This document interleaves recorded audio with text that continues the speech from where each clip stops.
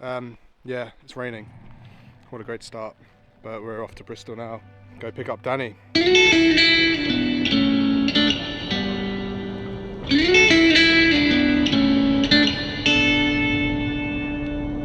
Yeah, this shoot's going to be nerve-wracking because we haven't, as much as we planned where we're going to see Danny and which bits that we're going to film. I haven't really done a shot list, which probably a lot of people will crucify me for, but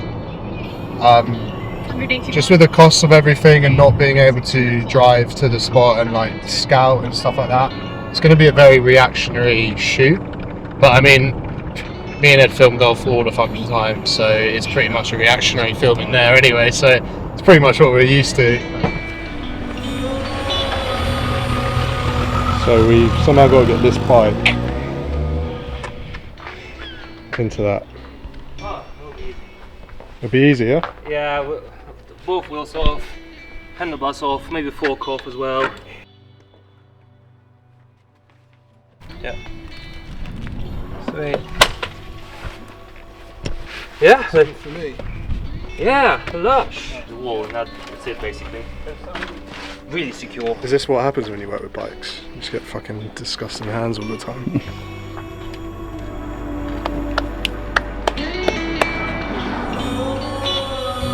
Okay, do this.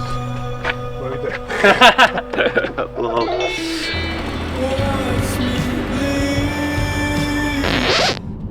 So, 5 minutes down the road. Heading back. Yeah. Back. Forgot the shoes. So, I finally filmed my first ever short documentary, and I feel like I learnt more on this one trip than I have done through my whole videography career. So I met Danny a while back when I was chefing, and I pretty much saw him more than I saw my girlfriend during that time. So it's good to say we pretty much became good friends. We obviously went our separate ways after that, and Danny turned into a bit of an endurance cyclist, and above all, he absolutely loves nature. And this trip was going to be breathtaking. Some of the views that we were going to see was absolutely astonishing. Danny came to me saying that he was going to ride this old ancient route called Sarn Helen, which is pretty much North Wales to South Wales on road, gravel, climbing up mountains, you name it. It was going to be pretty epic. So obviously going into this documentary, I was quite a newbie and I hadn't actually shot one before. I've done short films here and there, but this was going to be pretty much my biggest project that I've ever done. So I kind of wanted you guys to see the behind the scenes and maybe learn a couple things that I learned filming my first ever short documentary. So as you can see, we're enjoying a nice sausage roll. Danny, Yes. what have you got to eat? As a true Eastern European, I have my beautifully cooked boiled potatoes. Is there any sports research behind eating potatoes? It's just like motherhood.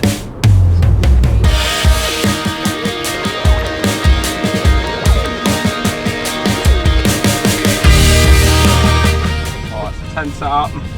Yeah, tent set up. What is the number one priority? TV. Beer. I've gone for the area, the 1664. Solid beer. Give it a 6 out of 10.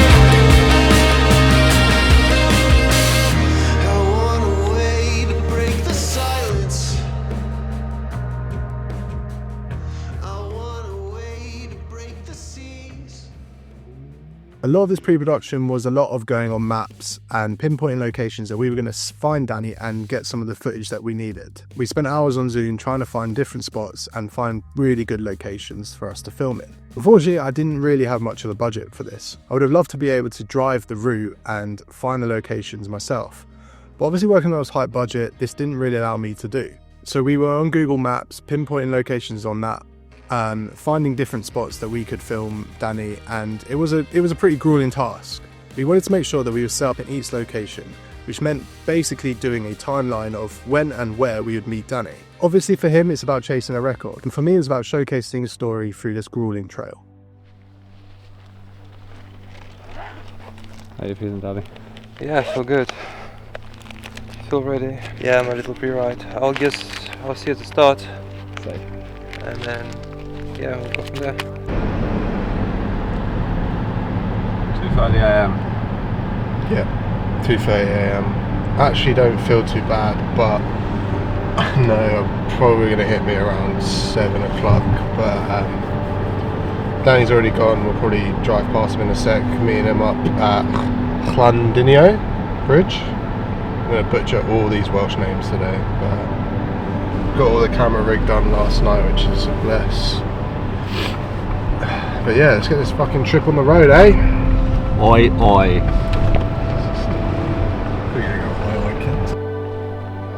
Danny got here super quick, so we actually didn't have much time to set up, but that is a good sign that he is riding fast. So yeah, probably be a little bit less vloggy stuff, but just let the film begin. So we're at the first spot where Danny basically goes on gravel for the first time. So we've got a couple positions locked up, well just one, and then I'm going to be on the gimbal. But we've got the nice little locked off shot here. The lamp. Should be able to get Danny, and we should be able to get the sound of the gravel. Should be good. Get my zoom.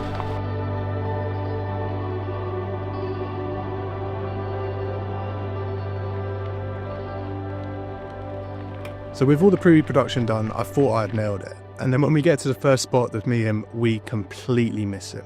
And I mean completely. We thought we had the right road, but we were actually one road along. We set up the camera rig ready to get the shot of him coming off the first gravel, and we missed him. We rang him up, we were like, where are you? He's like, I'm already on the road. And that's when me and Ed, the drone operator, looked at each other and were like, what have we signed up for?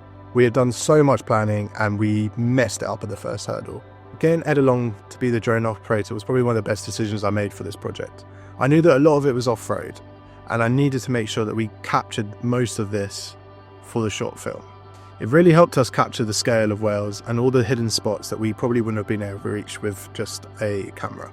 Obviously with a trip like this where there's not much budget, we really had to work with what we'd got. And obviously with Ed being the drone and me on the camera, it kind of made us realise that you kind of use what you have. And the most important thing of this was telling Danny's story of cycling through Wales. And that's why we kind of kept it quite light. We had one gimbal, one drone and 2 cameras. So one thing I probably look back on about this is that I probably should have took into account the audio a little bit more. I think like obviously pre-production is up there, and I'd say like audio is definitely as a close second. Audio really makes the viewer encapsulated in the story, and I feel like with the gimbal I didn't have a good enough audio source on there. I wasn't quite getting the sounds of the gravel and the bike that I really wanted for this. So I'd say that one tip that I definitely learned is making sure that we set up for audio more important than we set up for the cameras. The hardest part of this whole trip was obviously we couldn't do any retakes. Danny was trying to get a good time and we were just trying to tell the story. Danny was absolutely flying and we were only tracking him with a little AirTag on Find My Friends, which wasn't the most accurate. And we got to spots and we were there probably waiting maybe 20 minutes and we were tracking him and we thought we had loads of time. And next thing you know, Danny's absolutely flying down this road and we're all rushing, panic stations are a go. But it kind of made us switch on, and we knew that we really had to be focused and we couldn't let any moment slip up.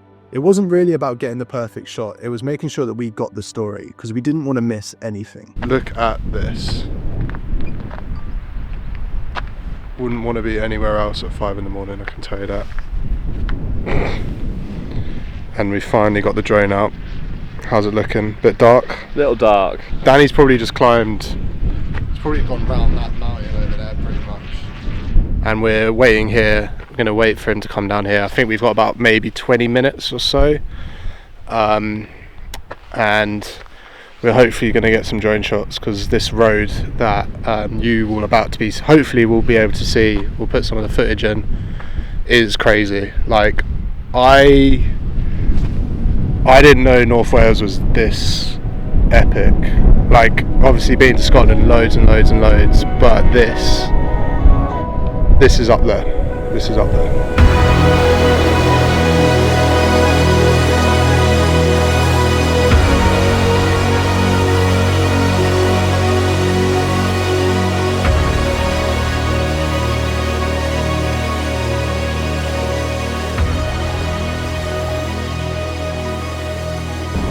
Just got Danny, got pretty much what I wanted to do. I planned 3 shots for that little bit: drone shot, locked off shot, and a gimbal shot, and it went pretty perfectly. Only problem was we had to wait quite a bit for Danny. Like, the tracking system that we've got for him, we're just using our Find My Friends. It's not great. So basically we were being better safe than sorry this time, because we've been rushed the other times. But some sick shots there. I'm really happy with that. Yes, Billy. Sadomskij, you're doing amazing, mate. You're smashing it. Yep. If you can hear me, the co-op is closed. There is a spa. There's a spa that is open. We'll meet you there, yeah? Okay, okay, cool. Do you know the town? The one that starts with D? I can't pronounce it. Yeah, I remember. Alright, we'll see you there, yeah? See you there. Nice one, mate. Smashing it, bro. Yep. See you there, bye.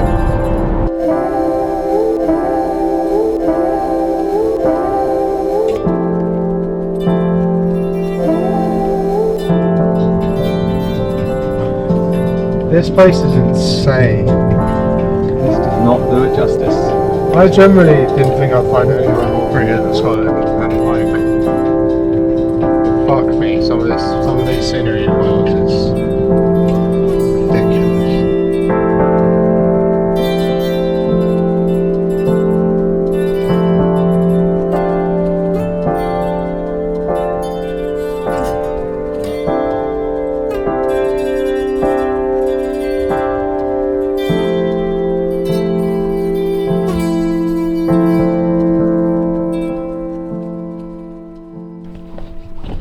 Energy levels are dipping.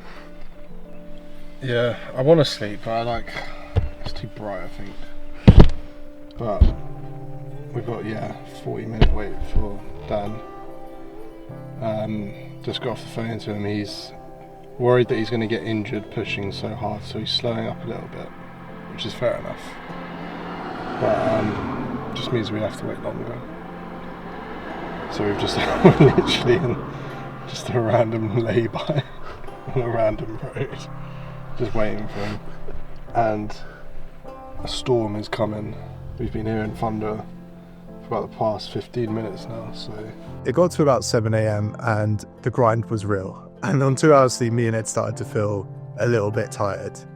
Honestly, it felt like an endurance for us as much as it probably did for Danny. But I don't want to take anything away from him. He obviously had a way harder job than us. I wouldn't have traded that for anything. This was probably one of the best days of my life. I absolutely had so much fun. And for anyone out there that are thinking about doing something like this, don't wait. You'll never be ready, ever. So make sure you pick up that camera and go and film, because you could create one of your best pieces ever, and you just don't know it. Right, we've just arrived at the location, the final location, the bridge. You can see over there. 6 o'clock, so my bet is wrong, so I'm out.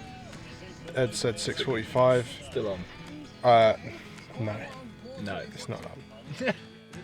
So what do I take away from this amazing trip that we had? Story is probably the most important thing. Gear comes second, maybe even third. But making sure that you're there, ready to tell the story, especially in documentary style filming where you only get one shot, it's most important that you plan. You need to make sure that you know exactly when and where your subject, i.e. Danny, is going to be. But as well as that, you've got to be thinking on your feet. Like I said, at the very beginning, when we missed him on that first shot, didn't let it dwell on us. We had to make sure that we were quick-footed and we got to the next spot and we were ready to get him on that next moment where he got onto gravel. And make sure you think about everything that you need for this trip. Without a drone operator like Ed, this project would have been nowhere near as good. So make sure you really think about what the necessities are that you need, the gear that you need, and make sure you travel light, especially on a documentary trip like this. You don't want to be lugging around loads and loads of equipment. So take the bare minimum and make sure that you know how to use your equipment. This was my first ever short documentary, and hopefully it won't be my last. But looking back on it, it was probably the most fun I've ever had. I feel like those moments with your friends where you're out there in the wild, in nature, filming, is pretty unbeatable. And like I said, a lot of us didn't feel ready for this. Even though we pre-patterned literally to the nearest minute, we still missed some stuff and we had to adapt. But just go out and do it. You'll never know what you're going to create. And for me, I walked away with a film that I am extremely proud of. Maybe we should stop filming and just give a fucking hug. Oh. George, that's for you, yeah? Right boys, you would have seen the last clip. Danny has done it. I won't reveal the time. Please go check out the video and see what time he did it in. Peace out.